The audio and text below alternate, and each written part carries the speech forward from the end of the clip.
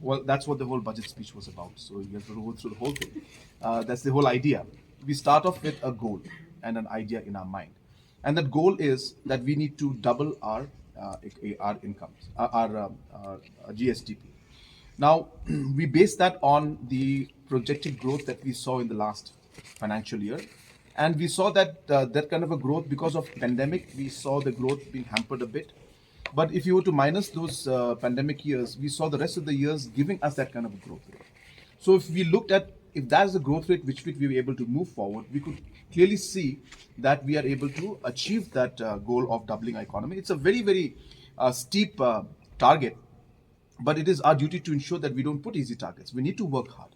So yes, it's a very tough target, but if we focus and we work well, I'm sure we can achieve it. That's number one. Number two, we saw that in the last 5 years, that when we invested strongly in capital and infrastructure investments, we saw that it was giving us a lot of returns and a lot of benefits. And hence, we have, if you have seen in the overall expenditure that we're doing, there's a lot of expenditure being done in the capital investment. So, with that, we will see that it's going to add towards the GSDP, which I just mentioned. We also realize that we need to push the primary sector, and that's why in the primary sector you can see that huge investments are being made. We also realize that there needs to be a huge investment from the private sector also. So therefore, a lot of stress is being put on different kind of PPP projects. We have stress on the IT parks that are coming up. We are also working towards ensuring that larger processing units come up. So these are all areas in which we're going to push. We have got a specific budget for the farmers. So all these aspects will add to that. So everything that's put in the budget is helping us to move towards that goal of achieving an 80,000 crore economy. Try to clarify that because I need to understand what the specific loans that they are talking about. But just to share with you in specific that the government of Meghalaya's loan and the debt level is very much within the limit of what the finance ministry allows. And hence, we are very much within that limit. I'm presuming that the World Bank and the other externally aided projects, since the word bank is there, I'm presuming that they feel that externally aided projects also are loans.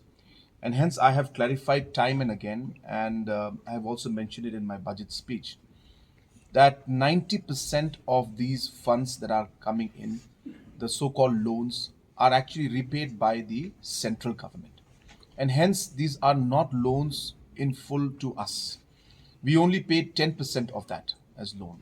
So therefore, this entire um concept or this entire confusion that is there has to be clarified. That all the international banks that are giving the money to us, 90% of that money that comes in or the loan that comes in is repaid by the central government. It does not fall on the state government. Yeah. So the reason why we have come up with the environmental budget is because from day one we have always been stressing that we need to balance out between the economy and the ecology. We cannot say that we completely let go of all the economic activities because then people will not have employment and will not be able to earn. But at the same time, we can also not just allow complete exploitation of the resources and not invest in the environment and completely allow the degradation of the environment to take place. So both have to be balanced out.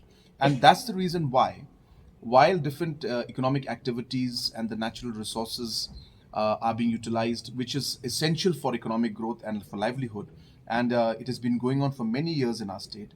The way we are able to give back to the economy, to the environment, is to ensure that we invest back into the environment, and hence the environment budget is there to reflect and to show that we are also investing in the environment.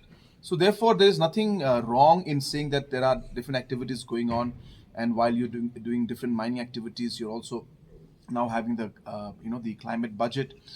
They both have to go hand in hand, but it has to be done in a balanced manner, and that's the reason why, to be able to gauge and put a number to what is it that we're investing back into the environment, we felt it proper to show all the investments and all the money that is being spent on different aspects related to the environment in form of a environment budget. The budget that we have presented has been a deficit budget. And the simple reason is that when we're getting the revenues, the receipts, the uh, the income as we call it, but it's not income from the government point of view. It's the receipts that we receive. Uh, it is the responsibility of the government to ensure that we spend all of it to ensure that it is used for developmental purpose.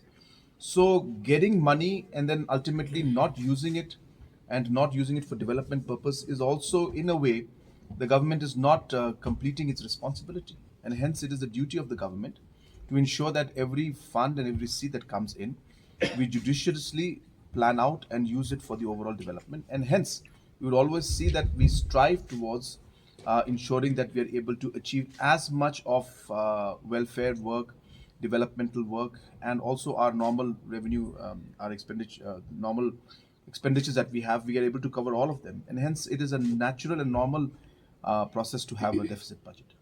First of all, we have always, uh, in all our policy and most of the decisions that we have taken in the last 5 years, we have always maintained that the people are at the center of whatever we do.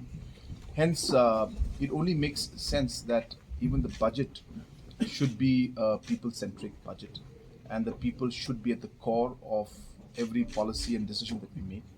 And hence, it is with that mindset that we have decided to call it the people's budget.